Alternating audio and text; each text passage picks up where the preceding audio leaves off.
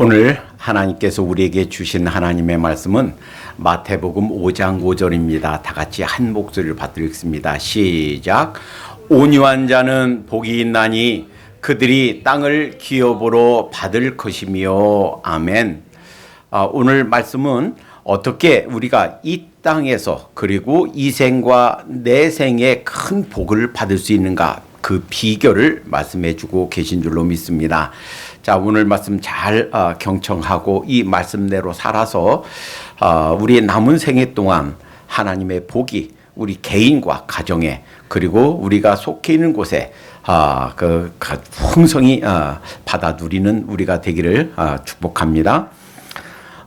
오늘 본문 말씀을 좀 가만히 살펴보면 오늘 특이한 하나님의 축복 방식, 우리 인간들이 어떻게 이 세상에서 성공하는가 하는 특이한 하나님의 방법을 말씀해 주고 계십니다. 여러분들은 어떻게 생각해요? 우리 자녀가 이 세상에서 성공하려면, 이 세상에서 잘 되려면 어떻게 해야 될 것 같아요? 하나님 만나야죠. 또 우리 자녀들이 초등학교, 중학교, 고등학교, 대학교 가면서 그들이 원하는 것들을 잘 성취해내려면 우선 능력도 길러야 되고, 언어도 잘해야 되고, 말도 잘해야 되고, 디그리도 가져야 되고, 그리고 기회가 왔을 때 기회 포착을 잘하고, 그리고 어떤 경쟁자가 있을 때 그들을 이기고, 찬스가 오면 그냥 결코 놓치지 말고, 또 할 수만 있으면 수단과 방법을 가리지 않고 그 원하는 것을 성취해 가면 성공하고 이길 것 같아요. 그렇죠? 그런데 우리 하나님 말씀에서 이 세상에서 성공하는 방식, 이 세상에서 잘 되는 방식이 전혀 우리의 생각과는 달라요. 그 방식은 온유함에 있다라는 거예요.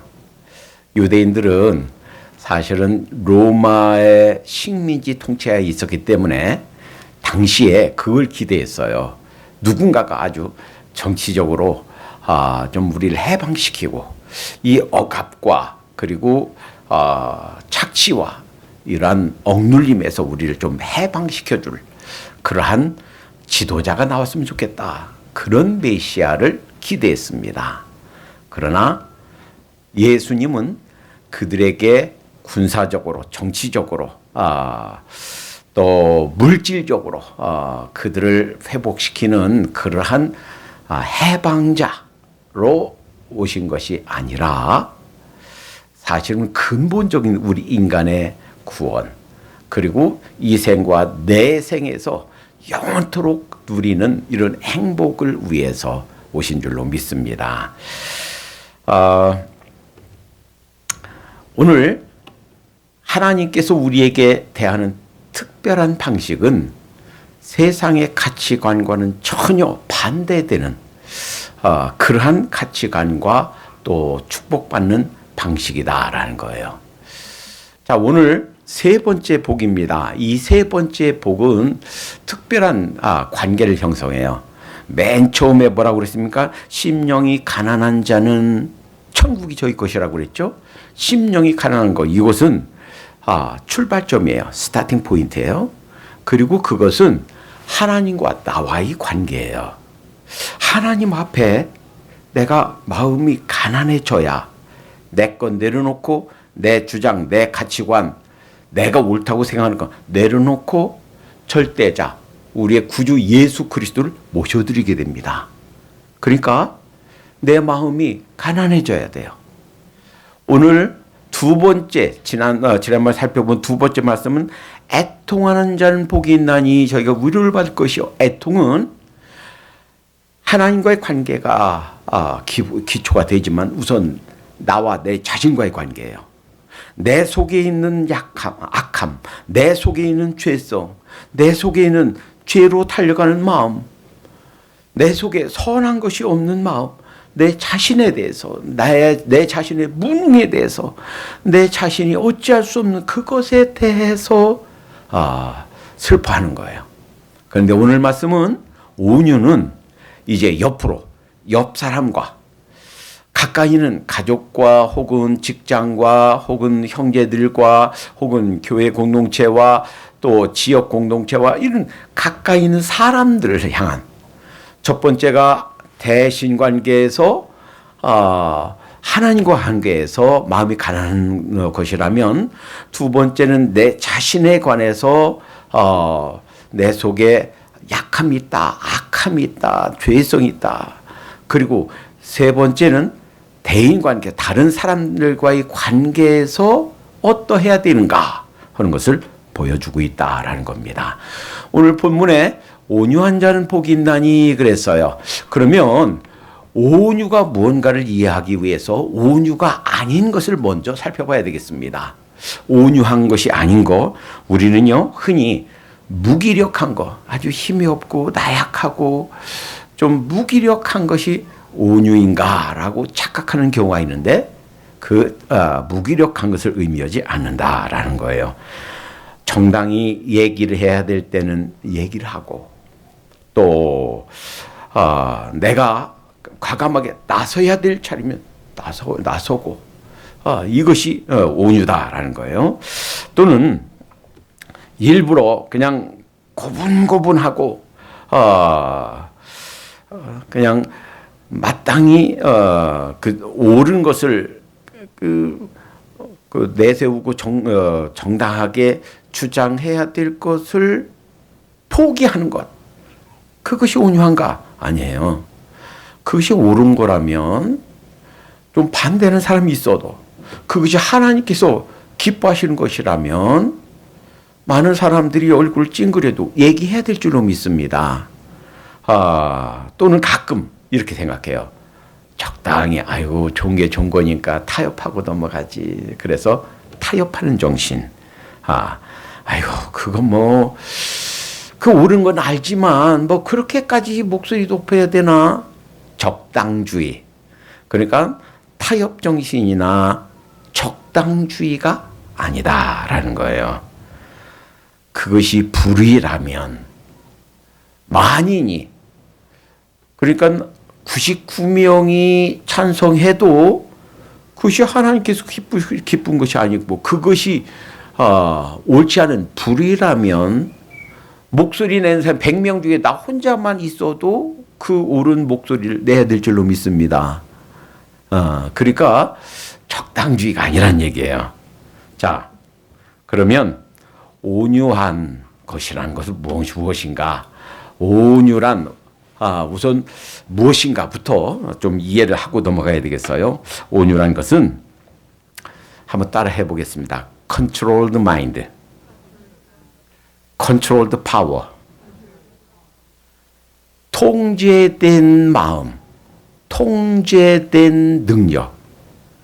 말할 수 있는 자격이나 능력이 없어서 아니고, 말할 수 있지만 주장할 수 있는 입장과 그런 자격이 있음에도 불구하고 내가 마음을 절제하는 것, 컨트롤하는 것. 개가 끈을 풀고 그냥 풀고서 막 달려가려고 그래. 끈을 톡 잡아달래서 더 이상 못 나가게 잡아당기듯이, 그래야 다른 사람 안 물잖아요. 그렇듯이 내 마음을 어느 정도 선 이상 가지 않도록 탁 잡는 것, 그것이 온유다. Controlled mind, Controlled power. 이것이 온유다라는 거예요. 그러니까 온유란 것은 내적인 어떤 태도도 의미하고, 내적인 태도, 그리고 그것이 밖으로 드러난 어떤 행동으로 나타나는 것, 이것까지를 포함해서 온유다라는 거예요. 내적인 마음도 외적인 행동도 이것이 좀 절제된, 컨트롤드 된 그러한 힘, 이것이 온유다라는 겁니다. 그러니까 이 온유는 단지 다른 사람만 향해서 있어지는 것이 아니라 내 자신에 대한 그 절제, 컨트롤도 해당되고 그것이 다른 사람들과의 관계에서 드러나서 외적으로 그러니까 내적인 내면 세계와 외적인 대인관계 세계에서 있어야 되는 것이 이 온유다. 온유란 것은 그러니까 내적으로 외적으로 그 모두를 포함하는 것 그것이 온유다라는 겁니다. 그러면 이 온유했던 사람들의 예를 좀 보겠어요. 그러니까 정말 이 온유했던 성경에 수많은 사람들이 있어요. 근데 그 중에서 대표로 간단하게 몇 가지만 살펴보겠습니다. 우선 아브라함의 경우 살펴봐요. 아브라함이 자기 동생의 아들 조카죠. 롯을 일찍 자기 동생이 주님 품에 갔기 때문에 데리고 다녔습니다. 자식처럼 데리고 다녔습니다. 그리고 그냥 일만 시킨 게 아니고 대가를 줬어요. 그래서 일한 것에 품삯을 주니까 따라다니면서 해가 지나가면서 이게 불어가거든요. 종들도 불어가고 짐승도 가축도 불어가고 나중에는 이 아브라함의 이 목자들과 롯의 목자들이 다툰단 말이에요. 그러니까 그걸 보고 아브라함이 안 되겠다. 너하고 나하고는 우리 고류가 아니냐. 우리 다투면 안 되겠다. 우리가 좀 이렇게 갈라서 해야 되겠다. 내가 먼저 택해라. 내가 좌하면 내가 우하고 내가 우하면 내가 좌하겠다. 사실 아브라함 입장에서 보면 아버지 같은 자고 그를 평생 돌봤고 또 지금도 보호해주고 있는 상태고 그러니까 내가 이쪽 선택할 테니까 네가 저쪽으로 가라 라고도 할 수 있어요. 그런데 먼저 선택권을 롯에게 주는 거예요.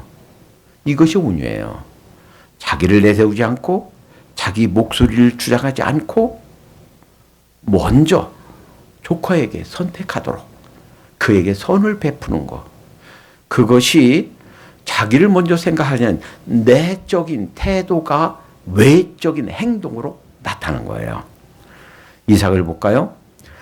이 아버지 아브라함이 이렇게 온유했던 것처럼 이렇게 온유합니다.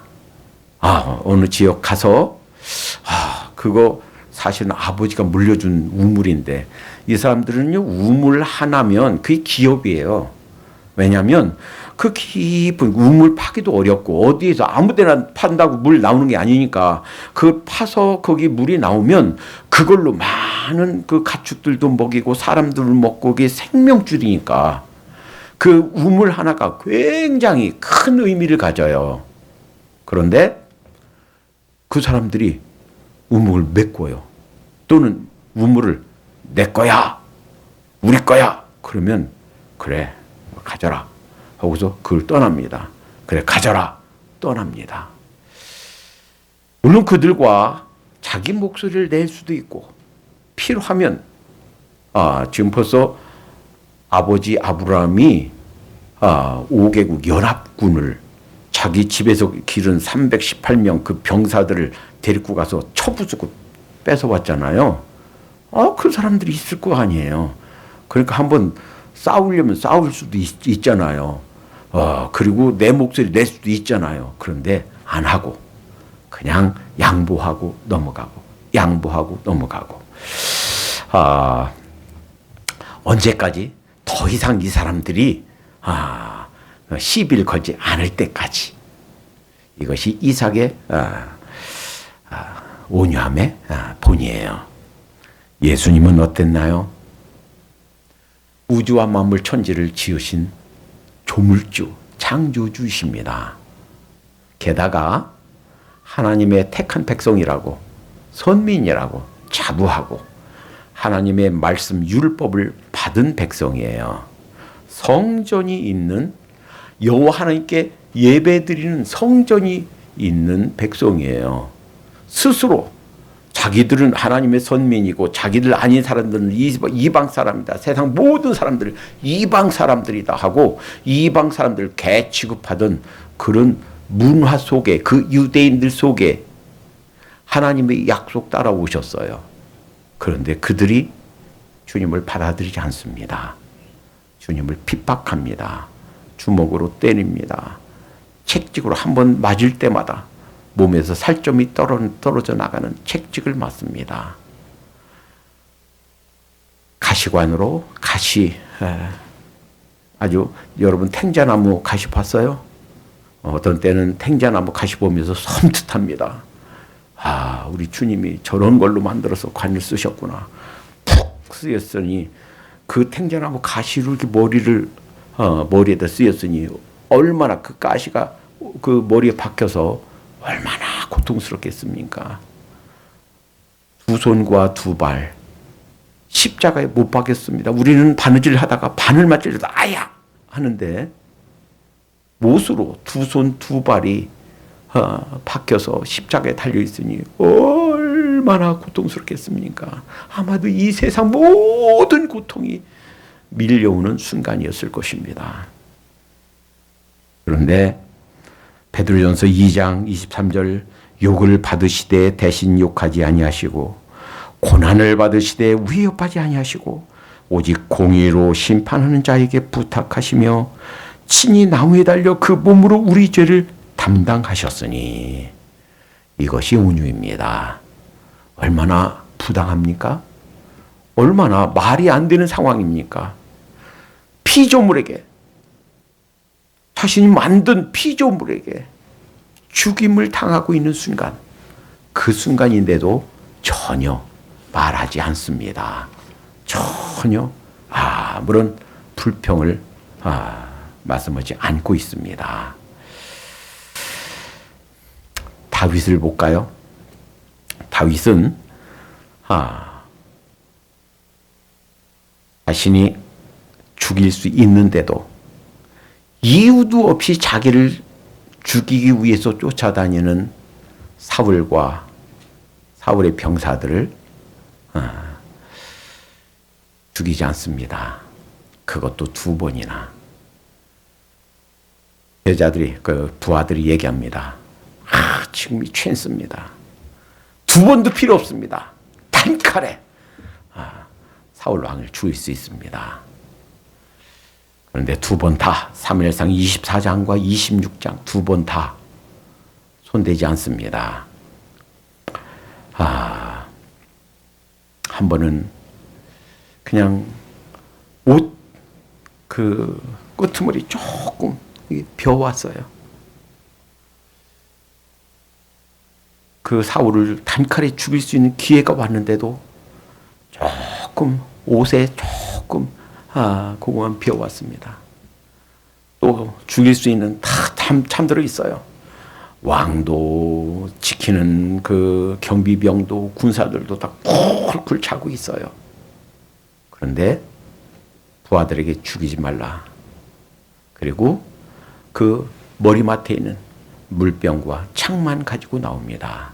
그리고 멀리서 소리칩니다. 경비병들에게 너희들 왕을 어떻게 경비하는 거냐?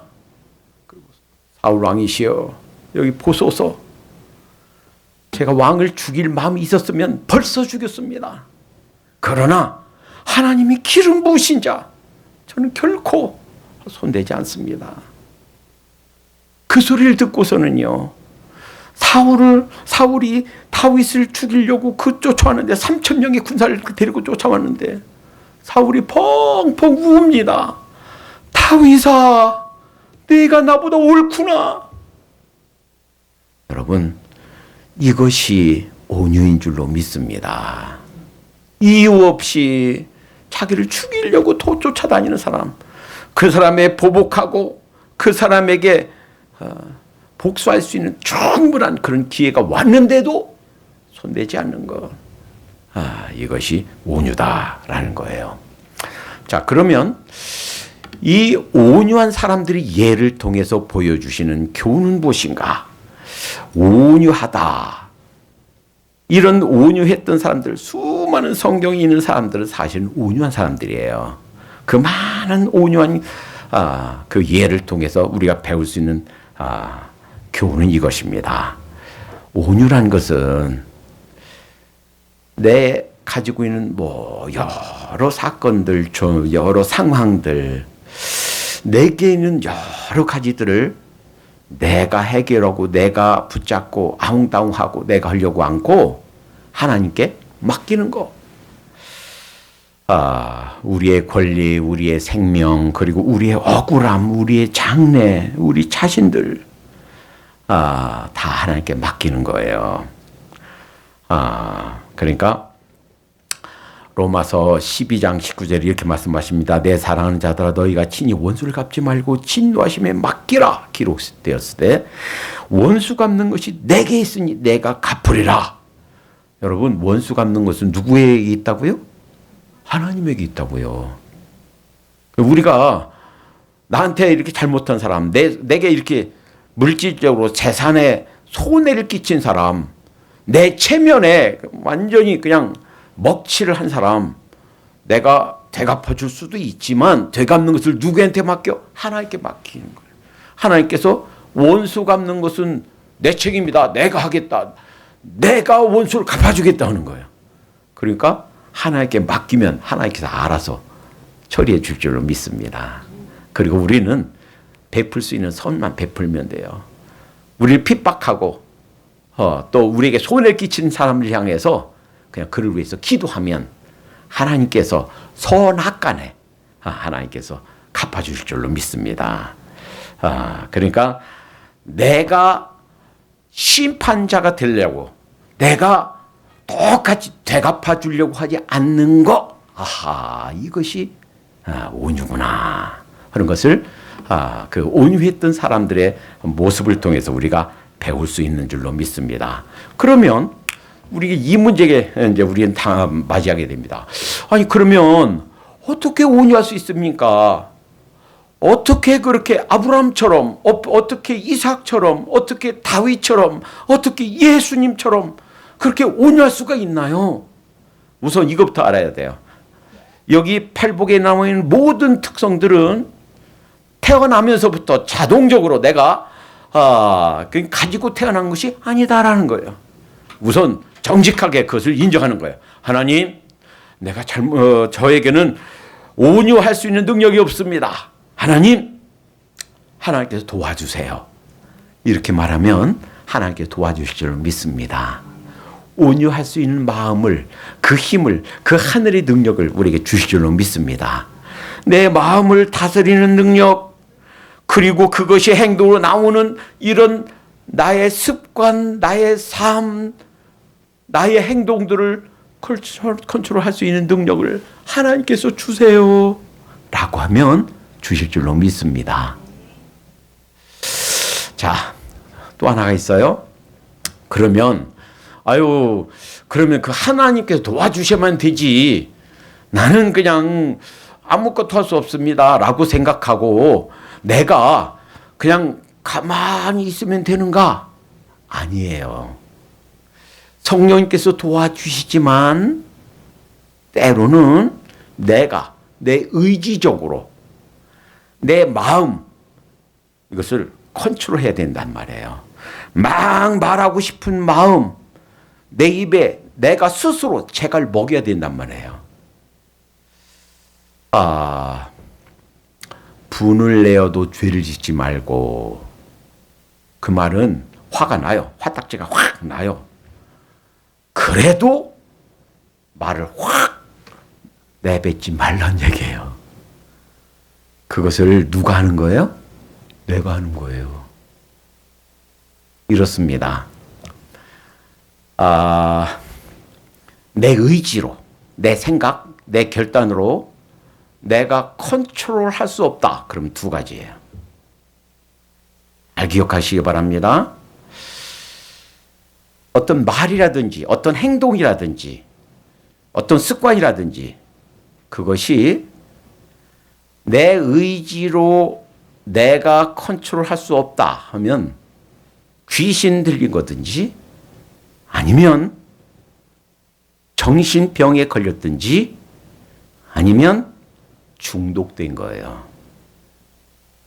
그러니까 내가 정신병인가 아닌가, 내가 귀신 들렸나 안 들렸나, 내가 중독됐나 안 됐나 판가름하는 것은 딱 하나예요.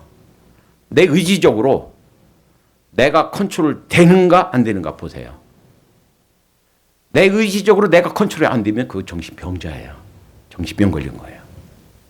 내가 도저히 내 힘으로 컨트롤이 안 돼. 귀신 들린 거예요. 내가 아무리 애써도 안 돼. 그럼 벌써 중독된 거예요. 그러니까 모든 것에 있어서 말이든 행동이든 습관이든 이런 것에 있어서 성령님을 의지하고 하나님 도와주세요. 하늘의 능력으로 저를 덮어주세요. 라고 기도도 하지만, 그리고 성령님을 의지하지만, 그러나 내 마음을 내가 컨트롤하고, 내 입을 내가 컨트롤하고, 내 습관을 내가 컨트롤해야 된다 하는 거예요. 내가 삼가지 않는데 내 대신 컨트롤해 줄 사람은 세상에 아무도 없어요. 아무리 좋은 부모님도, 아무리 신앙이 좋은 부모님도, 아무리 친한 친구도, 아무리 사랑이 많은 부부도, 그 누구도 내 대신 해줄 수가 없어요. 누가 해야 되는 일이에요? 내 스스로가 해야 되는 일이다라는 거예요. 자, 그 다음 그 두 번째 부분 같이 읽겠습니다. 시작. 저희가 땅을 기업으로 받을 것이요.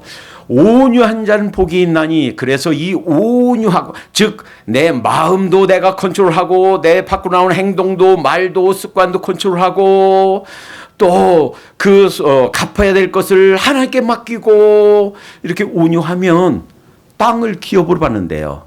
이게 좀 어려운 말인데, 이스라엘 사람들에게 땅을 주시겠다 한 약속, 여기서 온 말이에요. 그런데 이렇게 이해하면 쉽습니다.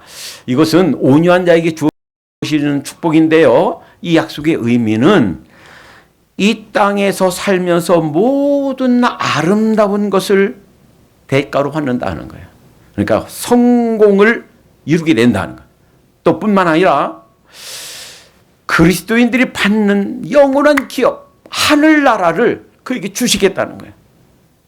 그러니까 이 약속은 땅을 기업으로 받는다 하는 것은 우리가 추구하고 애쓰고 목표를 하는 모든 인생에 있어서의 목표, 추구하는 것, 이 땅에 좋은 모든 것을 얻을 뿐만 아니라 이 다음에 주님 품에 가게 되는, 천국에서 주님과 함께 누리는 그 영원한 영생을 누리게 된다 하는 의미인 줄로 믿습니다.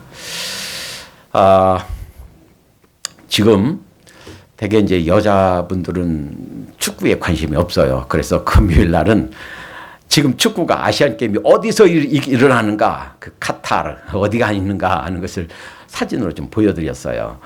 카타르가 어디 있냐면 지금 우리가 신구약 성경 배경이 되는 팔레스틴, 그거 연결된 파티 밑에 그 아라비아가 있죠. 그리고 그 옆에 동쪽으로 페르시아만이 있어요. 걸프만이라고 그러죠. 그리고 그 걸프만은 어디로 연결되냐면 그 위쪽에 유프라테스 강, 티그리스 강이 내려와서 만나요. 그 위쪽에 지금 이라크와 이란이 있어요. 그런데 그 사우디아라비아에 혹처럼 이렇게 나와 있는 반도가 있어요. 우리나라 그 포항처럼, 그 꼬리처럼. 그 조그만 나라예요. 우리나라 경기도에서 한 인천 그 시를 뺀 그 지역이고 인구도 한 280만 밖에 안 돼요. 그런데 그 나라가 GDP가 세계 2위예요. 대단하죠. 거기서 지금 축구 아시안 게임이 벌어져요. 그런데요, 기가 막히죠. 4강에 카타르가 올라갔어요. 그리고 참 사우디아라비아하고 어렵게 승부차기로 이겨서 이제 16강에 올라가고, 그리고 이제 4강에 이제 올라가는데, 제가 이 모습을 좀 보여드릴게요. 자, 이것이 16강에서 이 사우디아라비아 선수가 손흥민 선수의 머리채를 딱 잡는 거예요. 이 모습 보여드렸더니 우리 사모님이 그러는 거예요. 아니, 그러면 가만히 있어. 그렇지요. 가만히 있으면 안 되죠. 머리째 이렇게 쓰다듬적 하다 머리를 확 잡아버렸어요. 그리고 황희찬 선수의 목을 확 졸라버렸어요. 그러면 어떻게 되겠어요? 심판한테 항의하고 한 대 치고 아니면 소리라도 꽥 지르고 해야 되겠지요. 그런데 손흥민의 온유함이 여기서 나타나요. 아무런 얘기 안 씁니다. 만약에 그랬더라면, 만약에 이의를 제기하고 똑같이 너도 머리채 한번 잡혀봐 하고 잡았더라면 거기에서 경고받고 그러면 퇴장당해요. 이미 경고를 한 받았기 때문에 퇴장당해요. 그러면 한국에는 손흥민 선수가 없어요. 그러면 사우디아라비아 16강전도 우리가 이기지 못했을 거고, 그리고 4강에도 못 갔을 거예요. 왜냐하면 호주하고 그 8강전에서 굉장히 어려웠습니다. 거의 다 진 게임이었어요. 그런데 그 손흥민 선수가 그 프리킥을 얻어내고 그래서 1대1 동점되고 마지막 코너킥을 차서 그림 같은 확 휘어지는 골을 넣어서 2대1로 이겼어요. 그 호주 기자가 자기가 본 가장 잔인한 게임이었다. 다 이긴 줄 알았다가 졌으니까. 이 손흥민 선수, 이 사우디아라비아하고 이제 승부차기 할 때도 심판이 그냥 그 사우디아라비아 선수 그 응원단들 잔뜩 있는 거기서 차려고 그래요. 그래서 심판에게 얘기합니다. 아니요, 지금 관례가 승부차기 할 때는 동전 딱 던져서 이긴 편이 어디에서 찰까 결정하는 것이 관례인데 왜 여기서 찹니까? 항의하니까 심판이 맞습니다. 당신이 맞아요. 해서 동전 딱 튀겨서 그래서 우리 관중이 있는 쪽에서 찼어요. 그리고 자기가 제일 먼저 1호로 딱 찼어요. 그래서 이겼습니다. 그래서 4강까지 올라갔어요. 그래서 7일날 이제 4강 우리가 요르단하고 싸워요. 근데 이 손흥민이 보여준 게, 그러니까 말해야 될 때 말하고 아무리 속이 상하고 속 터져도 참을 때 참고 내가 당할 때 당하고 그래서 댓글들이 쫙 달렸습니다. 야, 손흥민 실력만 월드 클래스가 아니라 그 사람이 인격 월드 클래스다. 여러분, 이래요. 온유하면 땅을 차지한다라는 거예요. 여러분 한번 생각해 보세요. 가장 나약한 동물이 뭐예요? 힘이 없고 나약한 동물. 예? 양이에요, 양. 양은요, 공격무기 아무것도 없어요. 사슴처럼 빨리 도망치지도 못하고. 그리고 뭐 염소처럼 뿔이 있어도 뿔 받지도 못하고. 싸울 것도 아무것도 없어요. 근데요, 양. 전 세계에 가장 많은 거 양, 사슴, 토끼. 그냥 잡혀 먹기만 하고 이런 동물들이요, 제일 싸움 잘하는 사자, 호랑이, 표범보다 훨씬 더 많아요. 오히려 이런 싸움 잘하고 힘 있는 이런 동물들은요, 멸종에 가까워져요. 온유한 자가 땅을 차지한다 하는 것을 입증해주는 자연 현상을 보게 됩니다. 이런 말씀들, 온유해라. 온유한 자는 복이 있나니 저희가 땅을 기업으로 받을 것이다.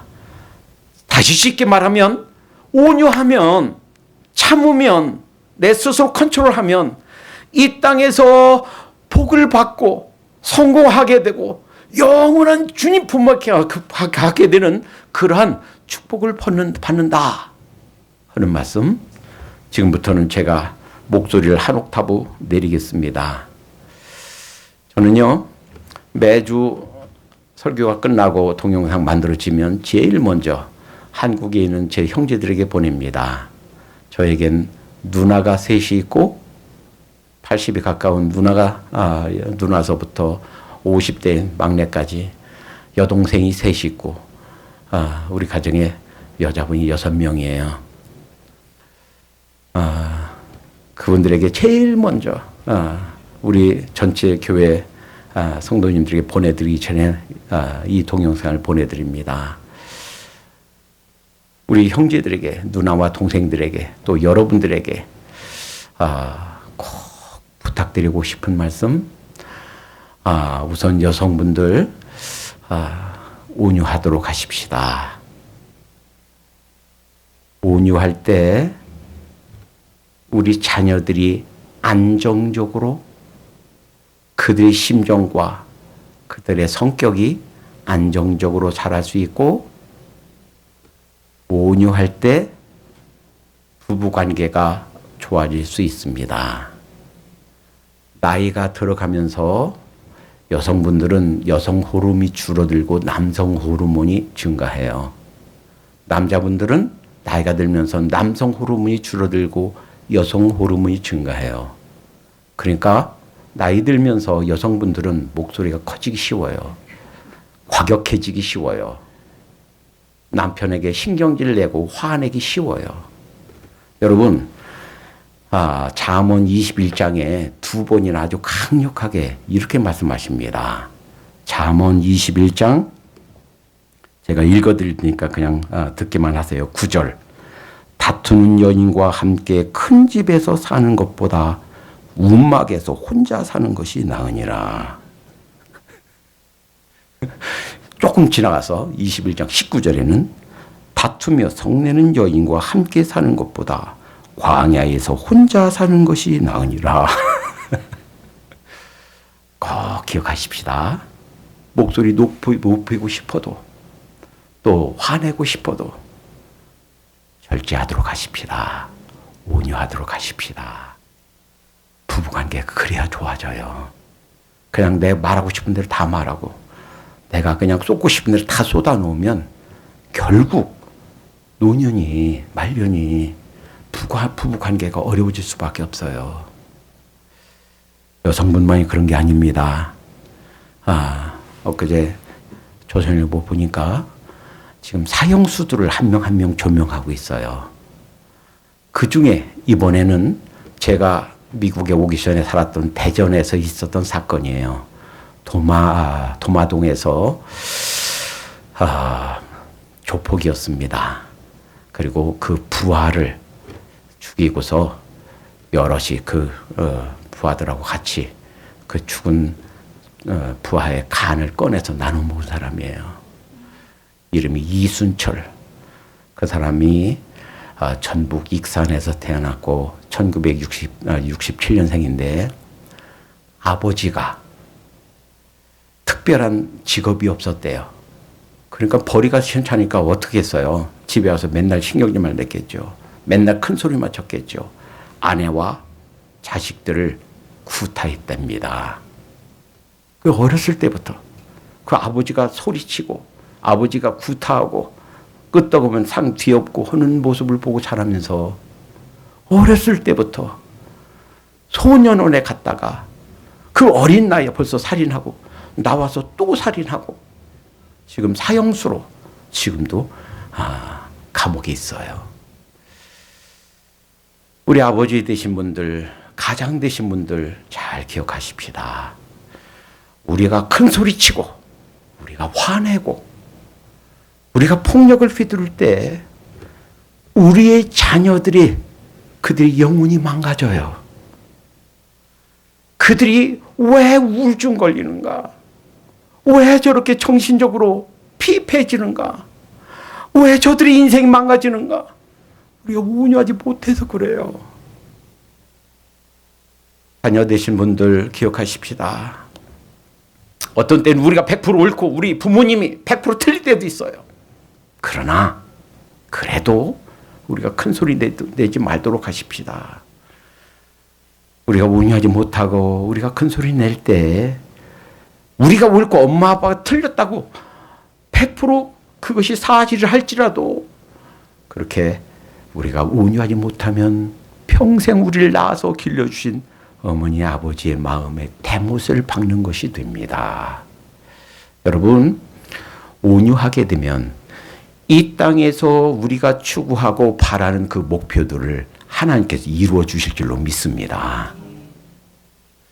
요셉도 온유했기 때문에 자기가 민족의 인큐베이터라고 부르는 그 애굽에서의 430년이 가능하게 했어요. 그 인큐베이터를 만드는 과정이었어요. 우리가 온유하면 온갖 땅에 좋은 것, 이생과 처생의 모든 아름다운 열매들 풍성히 주님께서 주신 줄로 믿습니다. 이것이 약속인 줄로 믿습니다. 기도하겠습니다.